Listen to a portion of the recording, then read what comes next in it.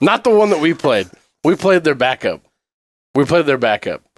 Whatever, the one that looks like a cricket bat. Jesus.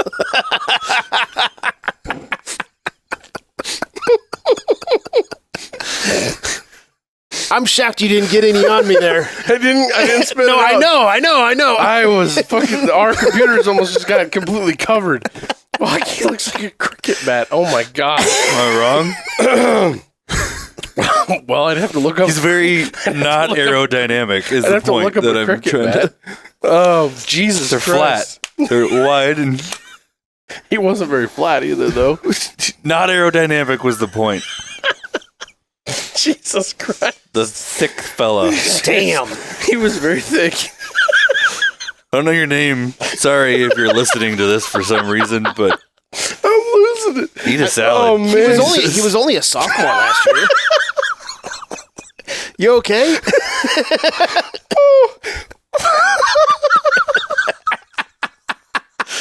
So I was I don't think I've ever seen him laugh like this before. And we've had some drinking. I'm gonna move this. We've had some wild drinking nights where we've gotten weird. I don't think I've ever seen you laugh like this before. He got me. I don't know if I'm oxygen deprived for trying to hold that soda in my mouth too long or what the deal is. This is a cricket bat. 45, 50, 45, 40, 35, 30. He's gonna go. Holy cow. Big Red Junkies. Day by day, he gets better and better. We get better and better. Team Oh, man, woman, and child, he just turned this stadium inside out.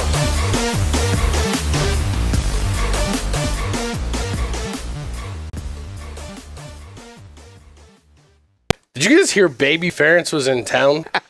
What the fuck? What are they going to bring him on as an analyst? No. Hire him as a tight ends coach. No, I mean it's He was cranking out phenomenal You tight see ends the- when he was a tight ends coach. You saw the same thing with, we're watching the Nebraska-Iowa game from 1999, and we're talking about Solich when he got fired from Nebraska and he took those year or two off before he took the Ohio job. He was going around from school to school just talking, offense, talking football, and to a handful of different coaches just to learn more shit. Also, That's all it is. I'm sure there's a janitorial position open. I just thought it was funny because his outcry- offense was shit, so he's got to clean it up. So I just thought it was funny because the outcry on social media was, I'm not even going to be a Husker fan anymore if Matt Rule hires him. relax, and people. whatever. God, It's like, well, first of all, if he does hire him, it'd probably be in some capacity towards the tight he's ends. not going to. It doesn't And, matter. well, Like, I know, but I'm saying just he's a phenomenal tight ends coach. What's the person that washes the jerseys? I don't know. Hey, you'd probably be pretty good at that. Hey, Jersey bitch. I don't know if it's called a Jersey bitch. But That might be the official title. Yeah, that's what they put on his That mechanics would jacket. go over well with HR. Yeah, for sure. Well, this is an expectation show. If you This is a think, way too early if you think expectation Nebraska, show. it's a way too early expectation show, but we're not just talking about the regular season. We're talking about the offseason too. But if you think Nebraska has a chance of making a bowl this year, hit the subscribe button, hit the like button, drop a comment, and let us know what you think our record's going to be in 2024. Do it, pussy, you won't. That being said, I want to talk about our offense and the fact that we've talked about this several times, not on the show, but it was talked a lot about Satterfield, new guy coming in to coach quarterbacks, who's going to be calling plays, all these things. Now we know that for sure. It's been definitively stated. Satterfield's going to be calling the plays, but he's also made comments about how, and he said this at the end of the last season, I didn't get to run the offense that I came here thinking I was going to run. Mm-hmm. A lot of that had to do with injuries. A lot of that had to do with personnel. What does he want to run? What have we seen in other stops for him that tells us anything about what he's actually trying to run? Because preseason last year, before he was or wasn't knowing he was going to run his own offense, he was doing a lot of talking about huddling and fullbacks and fullback dives and all this different shit. Like, I don't know what kind of scheme he's looking for. There's a lot of play action stuff. There's a lot of down the field that we didn't get to do last year. I'm not as caught up in scheme stuff specifically, the labels. I'll phrase it that way more, like everybody, pro style or option or spread or West Coast offense or, just that air raid, whatever. Like everybody wants to put yourself in a box of whatever X is. And I go back to when he got hired at South Carolina. I was looking at a couple of articles and stuff, and he was talking about how, basically he molds his offense to the personnel that they have. It's not we're just going to do X, and that's what we want to do. Hell, as Husker fans, we know from the Bill Callahan experience where it was total square peg round hole. Like, he didn't give a shit about the adaptation of the players that he had. You are running my West Coast offense. Program into the ground. And that's it. If you're not going to run our West Coast offense, then you can get the hell out. He has talked about it in his previous stop, and he's kind of brought it up multiple times when he's in front of a microphone here at Nebraska that it's going to be based off of the players that he has. We saw that last year where they had to completely change the offense probably multiple times with the situation that they had due to injuries and or departures. At every level. Yes. Dropping wide receivers and running backs like it was going out of style. Yeah. Losing quarterbacks. Yep. Yeah. And I don't know if we saw the original starting quarterback or the original backup quarterback that they really wanted, which I think was Purdy from the beginning. Yeah. Until the end of the year. Because it seemed like once he was out there, once they decided, okay, we're no longer nursing this groin injury that he has, we're going to let him go full board. It seems like they opened the offense up a little bit more. Mm-hmm. But he's not even a similar player to what we expect to see from Dylan Raiola. No. When I go look at tape on Dylan Raiola, what I've seen is the dude's a traditional play action pro style quarterback. It's a lot of I know that the player comps have been out there about Ben Roethlisberger.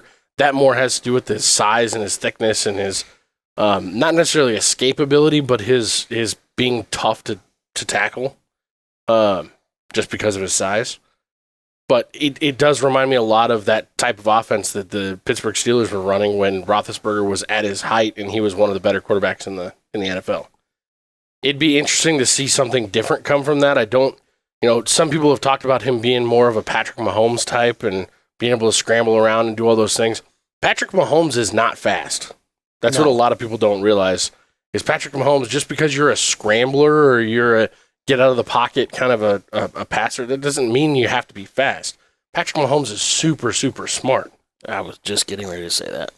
And you see, Garrett McGuire was interviewed by somebody at Herd at. I don't remember her name, but somebody at Herd at some sort of I don't know what event it was, but it was this last week. He was asked specifically about what he expects to see from Dylan Raiola. And he went straight to talking about it's above the shoulder stuff. He said it's neck up, it's his intelligence, it's how much he knows about the game, the decisions he seems to make. Those things were really cool to hear about an incoming true freshman. The question that Damon Benning brought up on the radio this week was, why are we even talking about him as the starter? That was an interesting take, but I get it. And I'm not going to challenge Damon on football knowledge because he'll, not just run circles. He can school us all. Yeah, he'll school everybody watching, listening, and all that stuff. But I'm sorry, he's the starter. It just seems like the no-brainer. Yeah. Heinrich Haarberg would have to make the biggest leap in. Yeah.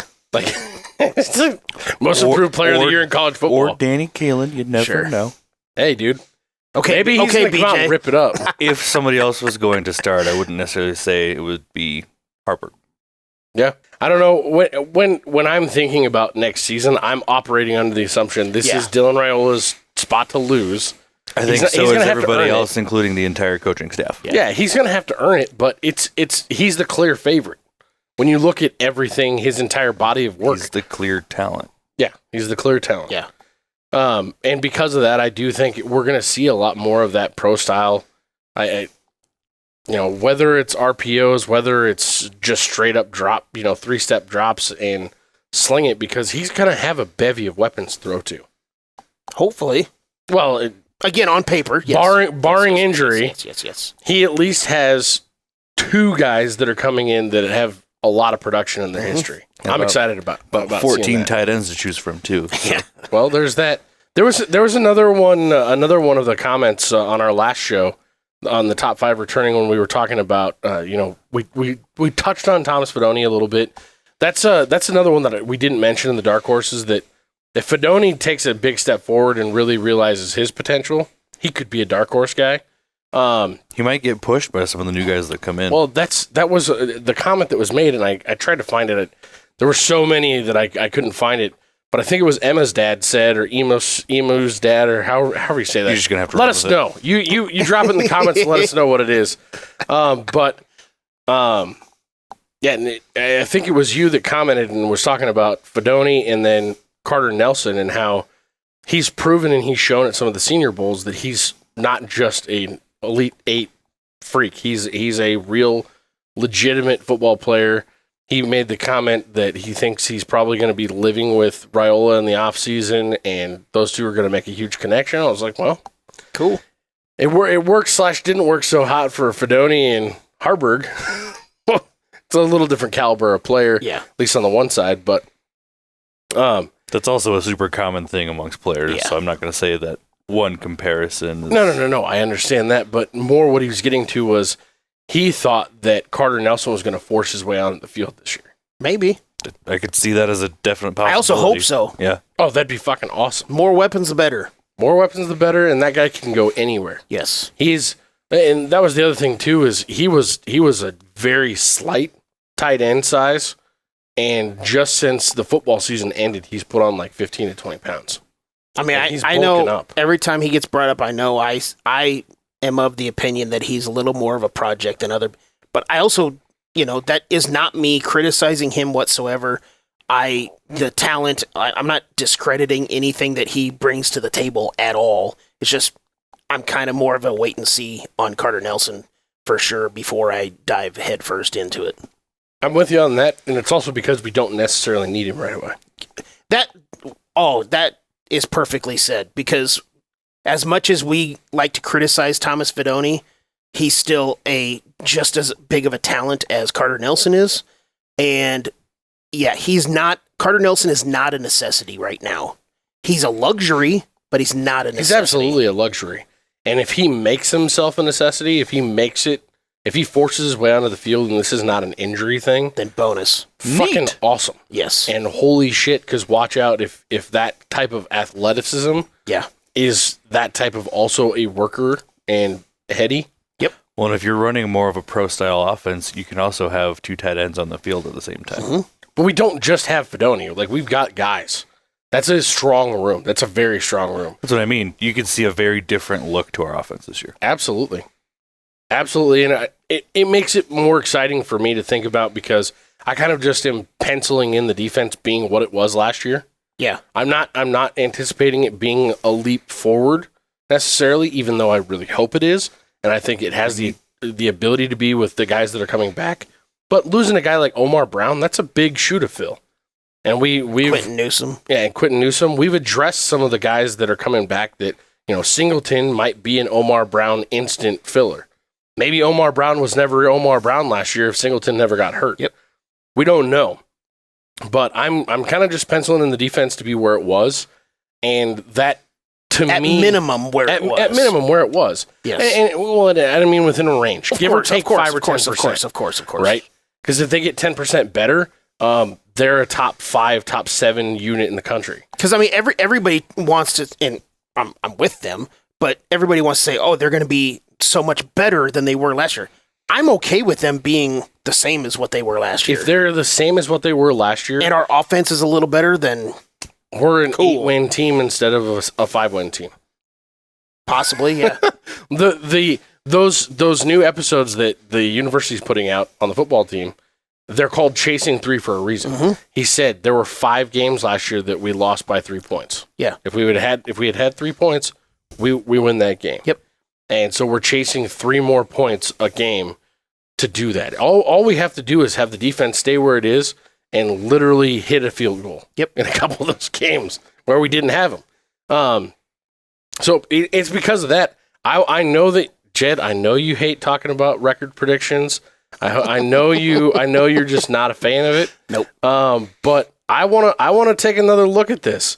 We took a look at it when we were doing our season wrap up, and we talked a little bit about, we ran through it real fast, and I'm like Matt, when Matt was super wasted on our preseason last year saying 11-1. I wasn't super wasted. I had a Super lot of wasted? You argued with me on the next I time had a we lot talked about of Kool-Aid that day, okay? it. You argued with me the next day. What was you in that didn't Kool-Aid? pick 11-1. Worse than that, you told me what my record was, and I said, no, it's not. That's right. I forgot about this. On the show, I was like, no, it's not. So I want to break this down. And I got no problem talking record prediction stuff, but when it's game by game and like win or that's the part that I. Well, so here's my thing on our schedule that's coming up. I think that it's super easy to look at this and break it down in threes or break it down in fours, but in three sections. Let's not skip a big one. Who do you guys think is going to win the spring game? I think the biggest thing about the spring game that I'm looking forward to seeing is the quarterback show. And the cohesiveness of the offensive line. I want to see who they have out there to start. It'll be interesting. Yeah. They didn't, if you remember last year in the spring game, they kind of had the starting units mixed a little bit. That's true. Well, and they had the offensive line playing both sides. Yeah. Because they didn't have enough guys to create And that's two teams. not the problem this year. No, it is not. Not the problem at all. But some of those guys that we talked about on the offensive line, as far as the dark horse candidates, you mentioned Evans Jenkins. We talked about the two left tackles that it's going to be Corcoran or Prohaska, hopefully. And seeing how they are in spring, seeing if Corcoran is like a blind pig stuck in the middle of the field for half the time. If that continues to look that way in the spring against what's going to be a very stout defensive line, though that's a cohesive unit that's coming back on both sides of the ball, and we're going to be able to see a lot of things in spring that we haven't been able to see in the trenches for a while. Yep. Throw the quarterback play out there just because that's the exciting, billable thing. Yeah. But yeah, I'd say Nebraska to answer your question. Problem is Nebraska's Safe bet. also going to lose. Safe bet. Do you think they remain the same style for this year? I would assume so. Because I heard that it was different style than what he'd ever done before in a spring game. I mean, maybe it won't be the exact same style because, again, there was the situation that they had to have the offensive line play on both sides because they didn't have enough guys. So maybe the fact that they do have enough guys this time, or at least presumably have enough guys this time, maybe that changes up the style that they want. I don't know. It's a practice. Just make sure everybody stays healthy. That's all I really care about. 100%. And that's on April 27th. Hopefully it's a good weather day. If you remember last year, it was like 42 degrees, rainy, and cold as shit. I really hope it's a good weather day, and it sounds like there's going to be a lot of big-time recruits in town that week. I was reading something today about we're like the favorite, almost a crystal ball prediction by a national writer to land one of the top 25 QB recruits for the 2025 class now. 4-star kid out of California that I guess is like a mirrored version of Dylan Raiola. Be kind of crazy to be bringing in another guy and looking at Danny Kalen then and going, okay, or if we end up landing him as a recruit, does that open the door for him to be transferring out? Hopefully not, but maybe he wants to play tight end. You never know. But no, I mean, I'd like to look at this schedule and kind of break it down from the first third to the end. When you look at the first 4 games on our schedule, it's 2 cakewalks, and you got Illinois and Colorado. Do we think Colorado's going to take a step forward this year?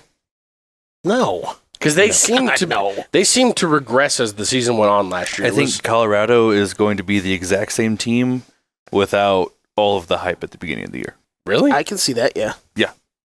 Because I felt like the hype and the luster and the wonder was what got to Nebraska in that game, and it just that's what I mean. Seemed to be too big of a stage. That's what I don't think I'm Colorado agreeing has with you. that. So yes, really. I Although- think Colorado. Although I did see a list today of somebody giving grades to first-year head coaches from last year, and for some silly reason, every time I see those things, the Northwestern head coach is never on any of those lists, which is really how the dumb. fuck is that not? Maybe it's because he was the interim coach technically most of the season. He wasn't whatever, but anyway.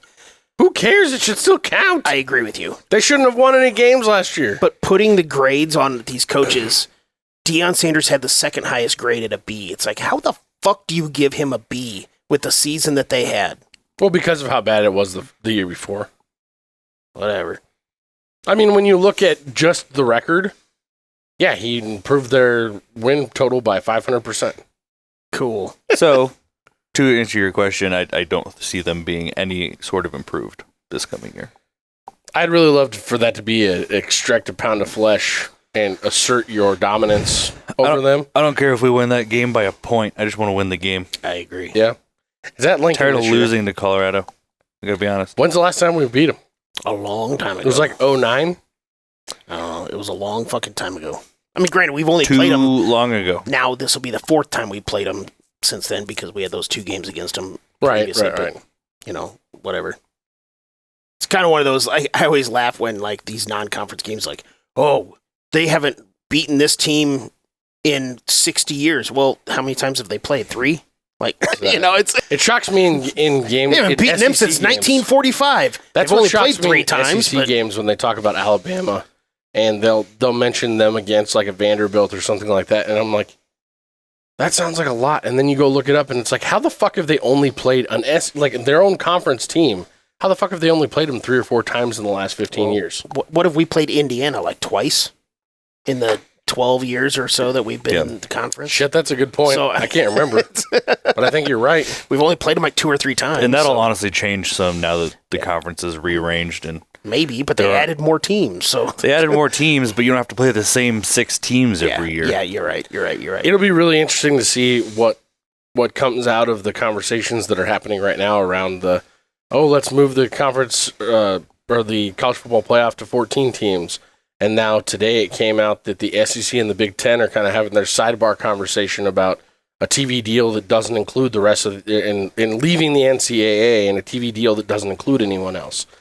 And kind of what I was referencing last year about them breaking off and creating their own league and the rest of college football doing their own damn thing. Yeah, sounds great. It's interesting. I think we're headed to more of an NFL model. And it was funny because that would kind of ruin my idea of December Madness. 64 teams in the playoff. Yeah, that'd be fucking wild. It just sounds like a good time. That's all I'm saying. It does, but the schedule just doesn't. I mean, you can't. It's also okay, so you go out in the first round. You only need 5 weeks. All of a sudden but then there's 5 more weeks of football that I don't really care about if Nebraska goes out in the first round, right? No, I still care about it because you're getting 5 great weeks of football. Yeah. I personally think 16 teams is a perfect number. I think 12 is going to be awesome too. Yeah. But in this first third of the schedule, Illinois and Colorado are the only question marks in my mind. Do you think Illinois gets any better this year? I haven't really dove into it's a March lot 1st. of these teams just yet, so I don't. You guys aren't helping me out here at all. Coin flip. I mean, it's Coin flip? I could see 3 wins in the first 4 games. Yeah. That's all. That's what I'll say. Yeah. 3-1 safe. 4-0. To be safe, 3. Yeah. So then you look at the next 4-0's obviously not out of the question. But no, not at all. I'm just saying. Yeah. Well, it's one team that we got embarrassed by last year, and then one team that we beat down pretty good in a game that was coming on the heels of a bad beat by there's Michigan. So many different things going into those 2 games this coming year. Well, they're both in Lincoln. True. Which changes a lot for me. And B, the hype around Colorado is gone. Yeah. So that's not going to be a problem for I think our there's young still going to kids. be a lot of hype because you're going to come into the season with, Travis Hunter being a preseason Heisman Trophy watch list guy, Shedeur Sanders being a preseason Heisman Trophy watch guy. Shedeur is already being talked about as a top 10 pick in the NFL draft next year. And then beating us last year and the supposed disrespect in the middle of the field. I'm sure that will come up like crazy. I'm sure that Matt Rule is going to have some sort of Matt Rule is not going to give 2 fucks. No. I'm saying that Matt Rule will have made some sort of racially driven comments about Deion Sanders' mom or something like that by that point. Well, I just hope he doesn't go out and stand he on the won't end in have the middle of the made field. that comment about his mom, but somebody will say that he did. Oh, that's what I'm saying. Yeah. I'm not saying he actually did. I just wanted to make sure. He didn't actually do anything disrespectful at all last year. No. And somehow there was, an entire post game rallied around that by Shador. Yeah. Enough about fucking Colorado, because fuck them. Yeah. So Purdue, Rutgers, Indiana, Ohio State. I think that's another 3-1 or 2-2 list and run right there. I'd say that's a 2-2 safe for me. Safe is 2-2, but I would say another 3-1 because Purdue is Rutgers. They're is my on question another mark there. complete rebuild, even though it's year 2 under Walters. So many of those guys left this year. They lost a shit ton. Yeah, they brought in a shit ton in the transfer portal as well, Yeah. but still the transition of them getting into the program and everything else. Indiana having a new head coach with Stignetti. You just don't know. That's also a weird. Indiana's a giant question mark in my mind. Yeah. I think they don't have Especially talent on their for roster. March 1st, it's a big question mark. Well, and that's the thing. Purdue and Indiana are both on the road, and they are gigantic question marks. Yep. So I would feel comfortable saying 3-1 as far as a safe one. See, my question mark on outside of Ohio State there was Rutgers. Yeah, because Ohio Because State's gonna be Rutgers really has bad made this year. improvements year over year the last 3 years. And since what's his name has been back, Shiano, he had a top 15, top 20 Rutgers program perennially for the last couple of years that he was there the first time, which is what got him out to the NFL. I definitely think Rutgers is going to be better than what some people are going to think this year, but the fact that we get them at home helps a lot. Yes. Well, and that's the thing about our schedule right here. You look at our first 6 games, 5 of those are at home. Yeah. That's a pretty incredible run when you think about the fact that we had to open up with, was it 2 or 3 road games last year? 2. Well, it's a little of a reverse from last year. We had 7 of our last 10 games at home last year. Mhm. Now we have 6 of our first or 5 of our first 7 at home. Mm-hmm. Yeah. We only have to play at Purdue, at Indiana, at Ohio State, at USC, and at Iowa. Yeah. The last 4 of our schedule, I think, is going to be the interesting, row of quarters. Because UCLA, I expect them to take a pretty big step back. I agree. I think that just what they lost, even if Chip Kelly was still there, which he's not, I think they were still going to take a step back. Yep. And they were not very good last year. No.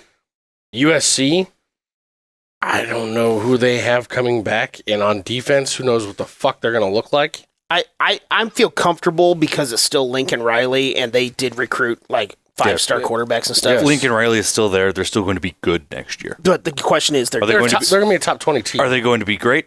No idea. the question is their defense. Yeah. Questions of defense, and in my mind, it's whether or not they're going to be beatable. Yeah.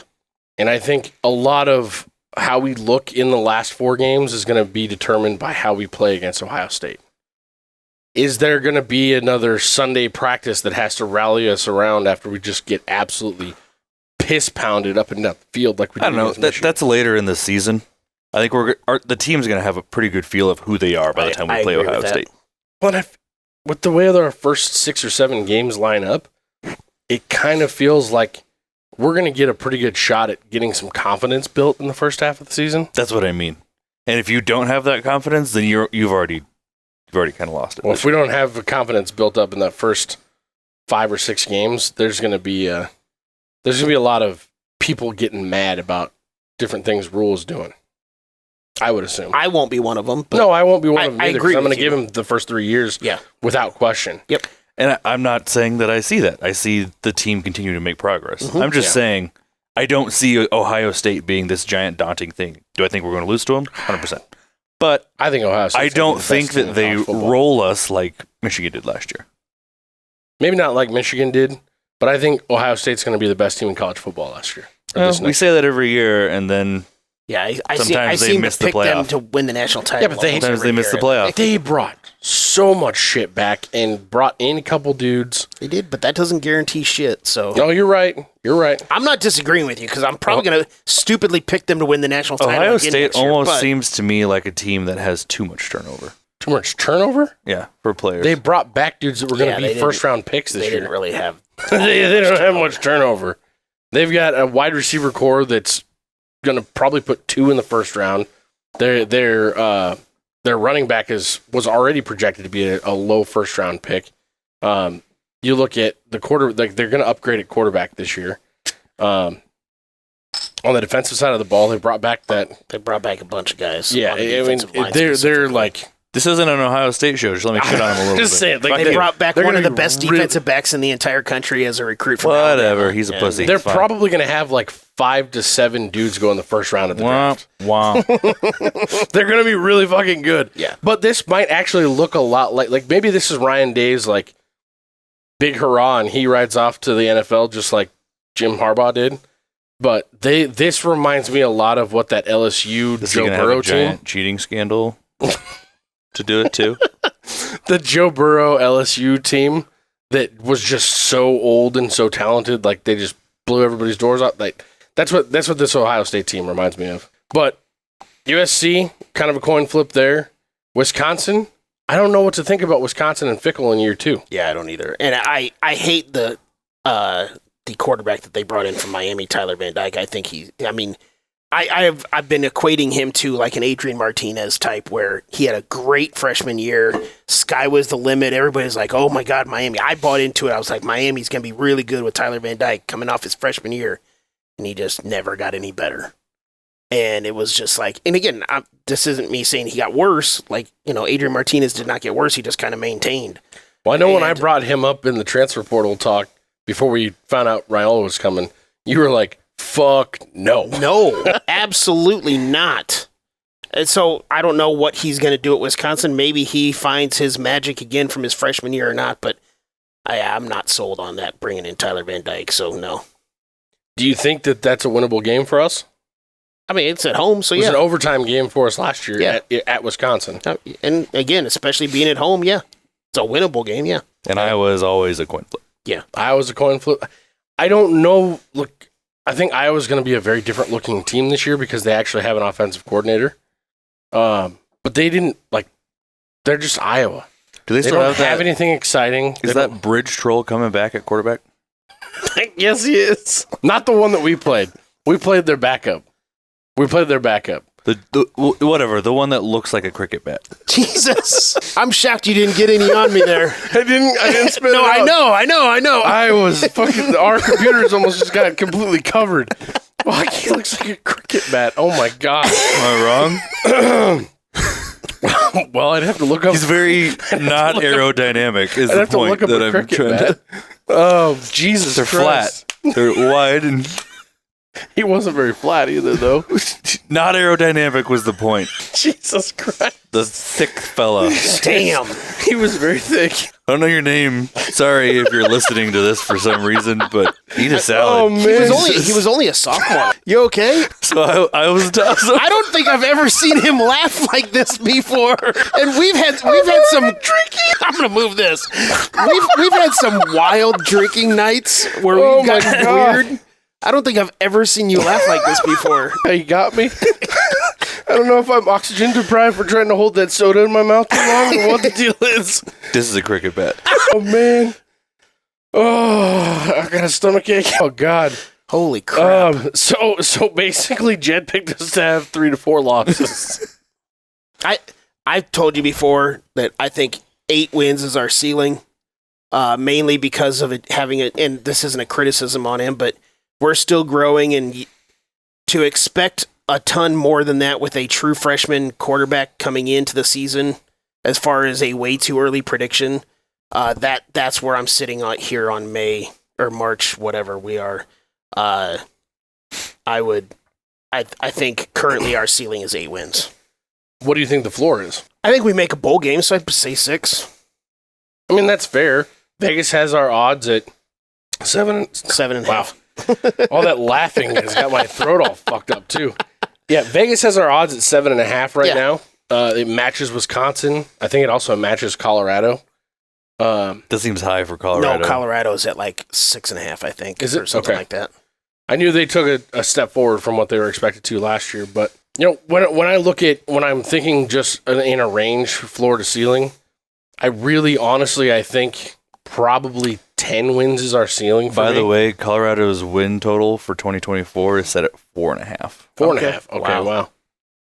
Well, they're expecting a dick stomping on September 7th in Lincoln, apparently. If it wasn't going to be 6.5, I thought maybe it'd be 5.5 as far as will they or will they not make a bowl game. But yeah. That's kind of wild when you think about their schedule. They're not playing North Dakota State, Doesn't Colorado matter what State, their schedule Baylor, is. UCF, Kansas State, Arizona, No, Cincinnati, stop. Texas. Like, it's just... It doesn't matter what their schedule is. They're not a good team. That's my point, though. When you're looking at... They can play the easiest The schedule. If Vegas- they're not a good team, it doesn't fucking matter. There's a fair to decent chance that you could say that Nebraska's the best team that they've got on their schedule. And to say it's only 4.5 wins, that's bad. But no, I really think our ceiling is probably more that 10 or 11 wins in my book, because the only real what I would mark off as a guaranteed loss is on October 26th at Ohio State. The rest of it, I think, is a good 50-50 chance on several of those. And I see us being like an Iowa winner. I see us being a USC in that game, a Wisconsin winner. I see us as a chance in a lot of those games. I see us for sure losing a couple of those games. It's definitely a possibility. Especially for Even if they're 50-50 games, traveling to SC for me next year, they're a big question mark, and I'd say they're one of my more doubtfuls. like for myself, when I look at these, if I say that there's 4 50-50 games, to me that's 2 losses. Mhm. Like I'm not going to say that's possible of four wins. No, I'm with you on that. So that's why, like, I, you know, you can have your opinion. That's fine. I struggle to say that a ceiling could be a 10 wins when, you know, if I've got 1 for sure loss and 4 other 50-50s, well, to me that makes 3 losses. So here's kind of, well, see, but that only puts us at 9 wins. Yeah. You said our ceiling is 8. Yeah. Well, no, I'm So not. if I you're was looking just at this, throwing out random numbers. I wasn't here's my trying to say that. 50-50 games, right? I think I'm a little bit closer to 60-40 on Colorado and Rutgers, but let's call them 50-50. Colorado, Rutgers, USC, Wisconsin, and Iowa. Mhm. That's 5 games. I really, truly think we beat Colorado. I think we beat Rutgers. I think we beat Wisconsin. USC and Iowa, those are true 50-50s in my book. And if I'm splitting those, I'm still only looking at a 10 or 11 win season. Yeah. Like I said, you can have that. I just think that's crazy. If we lose all 5 of those, yeah, that's 6 wins. But if we win half of them, if we are on, if we had an experienced on the one quarterback, size, we're still 8. I could go along with it. But we don't have an experienced quarterback. We have a true freshman quarterback. I just can't even fathom that. Yeah, I'm in the 7. Of course, I hope for that, but I'm in the 7 to 9 win range. I think 10 might be kind of a pipe dream this coming year, but like by the way, we are going to bring back Pipe or No Pipe. not 0% But it's a regular chance, season thing. but it's a single digit chance, I would say. To make well, it and 10 like wins. for the 7.5 win total, like I wouldn't bet the under on necessarily on that because, like I said, my ceiling is 8. If it gets bet up to 8, I could bet the under because at least that way I'd get my money back when it gets to 8. But I wouldn't bet the under on 7.5. That's fair. So like I'm not that confident, you know, as far as 7 or less. 8 seems like a sweet spot, Yeah, yeah. which to me is Well, 7 awesome. or 8 seems like, you know, which one of those two. It's awesome considering for the last basically decade we've been talking about getting back to a bowl game. And 6 wins was kind of this like magic number for us last year. And in my opinion, on looking at this schedule for 2024 and what we're seeing and what we've seen as far as incoming and returning people, 6 wins feels like a failure. Well, and also one of the things that I was looking at this week when coming up with things to talk about for this segment, things that we need to change are, you know, the elephant is the turnovers and having 31 turnovers for the season last year and having a minus 12 turnover margin. You know, the episode. Is that all it wound up was minus 12? Yeah. I thought it was like minus 20 something. No. The episode with Hutmaker, Ty Robinson, and Matt Rule talking was chasing 3, and the whole point was to get 3 more points in those 5 of those losses that we had last year. You know, I went back and I looked at those 5 losses of 1 score, those 5 1-score losses. Nebraska turnover margin was minus 11 in those 5 games. Just in the fourth quarter alone, the turnover margin was -7. So you're talking a one-score games that ended up being losses. We had -7 in those 5 games, like just in the fourth quarter alone. The difference in looking at that and thinking about how we lost those games last year and thinking about how close we were in all those one-score games under Frost, in your mind, did you think they looked different last year? Because in my mind, under Frost, we looked like we were running out of gas at the end of games and losing because we weren't prepared to win. The way that the game looked at the end of the game did not look any different. The way that the entire game played out looked different. Because I felt like we always had a chance throughout the game, but we just couldn't, like under Frost, we just couldn't do that one extra thing at the end of the game to win. Sure. Does that make any sense? Yeah. I mean, I guess the point that I'm trying to get at is it always felt like under Frost, we were running out of gas. It was almost like they weren't conditioned well enough, and we just couldn't get to the finish line. But like, you're right. It didn't feel that way last year. But under Frost, for a lot of the games, throughout the entire game, I was like, we got no shot in this. I agree, and something weird would happen that would make it a one-score game. Exactly.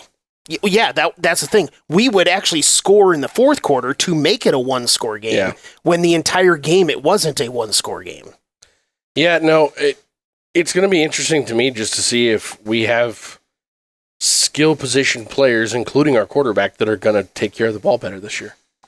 If our defense is simply what it was last year, and you just eliminate turnovers, eliminate that -7 turnover margin in the fourth quarter, you change the outcome of at least 3 of those games. Well, yeah. And also, a guy on another stat nerd like myself, who goes by Stu Manji on Twitter, he gets referenced a lot on the radio. He has a very good graphic up from last year. Well, actually, he goes back to 2018, and it's the Nebraska's final offensive possession when tied or losing by 1 score or less. Now, all of these numbers are really cool to look at, but you know what? It's a new coaching staff, all that stuff. Let's just only focus on last year. Last year in those games, we had 6 times where Nebraska was tied or trailed by 1 score going into their final offensive possession. We threw 4 interceptions, the clock expired on 1, and we made 1 field goal. Jesus that sent the game in. Christ. So we only scored 1 time, and it was to send the game into overtime. Conversely... And we haven't scored in overtime since when was it? 2015 or something like that? 1912 or something. Conversely, so I went back and what Stu Manji had up was just Nebraska's last offensive possession. Conversely, I went back and I looked at the 4 times the Nebraska's opponent, was tied or trailing by 1 score going into their final possession last year. They scored 3 field goals and 1 touchdown, so they scored every time. So again, it's not just the clutch situation of our offense that where we actually have to do something, not turn the ball over. That's the one part of our defense that needs to clean up. But also score. But also our defense, as great as they played last year, the one criticism is that they weren't clutch at the end of the games. So, like, if we can just clean up the turnovers, specifically, obviously, for the entire game, Rule and the coaching staff wants to say chasing 3 points to win the games. Holding on to the fucking ball. Just clean up the fourth quarter. Yeah. Like, as a whole, because again, -7 in those 5 losses, just in the fourth quarter in the turnover margin. It's wild. I found that stat. I was just like, yep. I mean, it makes sense, first of all, but it's also not frequent, though, whoa. that you can find a very easy stat to point to and say, well, this literally is a cause for a loss. Yeah. That's wild. I'm excited about seeing how things change this year. I'm excited about seeing how going out of spring, like after they get everything done, we're calmed down. The transfer portal reopens after spring happens. We see some more movement. The roster trims down a little bit. Mm-hmm. I'm excited to see what it's going to look like when fall camp breaks and you see dudes that are a second year in the offseason of Corey Campbell and Matt Rule. Yeah. You have anything, Matt? You haven't said anything a little bit since you made me almost die over here. I'm just trying to make sure you stay alive. Just keeping your mouth shut so you don't have more zingers? I did put together a little graphic for you. Oh, my God. I'll look at it. Got him on here. It looks like a cricket back. That's all I'm saying. I feel like that might be the thumbnail for this episode. Oh, fuck. Well, hopefully It'd we be don't. really weird to have an Iowa player as our thumbnail. Hopefully- I think you just use the Some cricket reason. bat. he's more like a whole thumb. Hopefully we don't hire baby Ferentz. We won't. Fuck Iowa. And this may be the most unbelievable night in Cornhusker football history.